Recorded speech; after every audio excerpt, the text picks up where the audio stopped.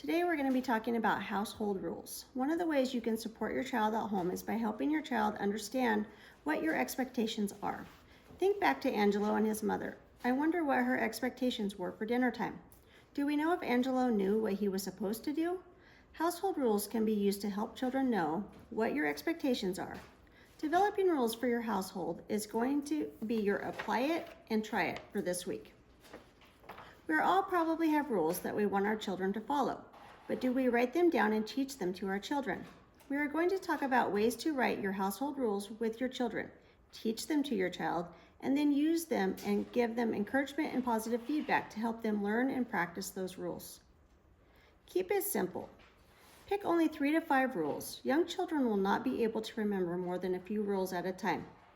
State the behavior you want to see, as opposed to what you do not want to see. Be descriptive.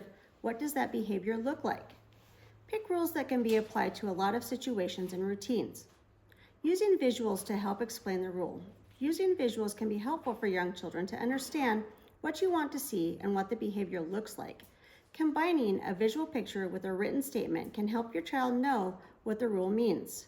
Visuals do not have to be fancy. You can draw a picture, use a real photograph, or develop something on your computer.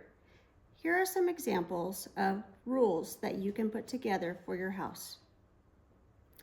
Clean up after yourself. Rule number 1. Number 2, use an inside voice.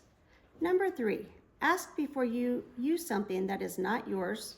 Number 4, use words to solve problems. As a family, you can talk about what each rule looks like at different times of the day or in different rooms of your home. For example, what does clean up after yourself look like at dinner time versus in the bedroom? Let's talk about some examples of rules and discuss whether they would be good rules or maybe we can make them better. Be nice to everyone.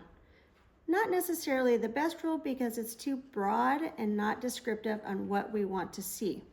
Maybe we need to be more descriptive with a rule such as, let's use gentle hands with everyone in our family. Another rule is don't tease or hit. Again, we want to state our rules positively and make sure that our children understand what we want them to do. So we want them to use gentle hands with their friends and family. So maybe we could state it that way versus don't hit. Put your laundry in the hamper. Is this a good rule? It could be. It depends on what you want in your family to happen. We could make it more narrow or we can make it broader as far as cleaning up after themselves wherever they're at in the house. One of your apply it and try it will be to develop those rules. You can do this using the activity page in the Family Handbook for Activity 3. Once you have brainstormed some ideas for family rules, you have a resource in your materials booklet that was sent home. This tip sheet is full of information about family rules and has a template for you to develop your own family rules poster. Depending on your child's age, unique development, and abilities, it would be a great idea to include your child in developing the rules and in talking about what they look like when they are being followed. You know your child best, so you know best how to involve them. Just remember, when children are included in the process of developing rules, they may be more likely to follow those rules because they have ownership of them too. During the next week, you can write your household rules on the form. After you write them on the form, you can put them where everyone in your home can see the rules. Remember, there is a tip sheet and poster in the workbook for you to use.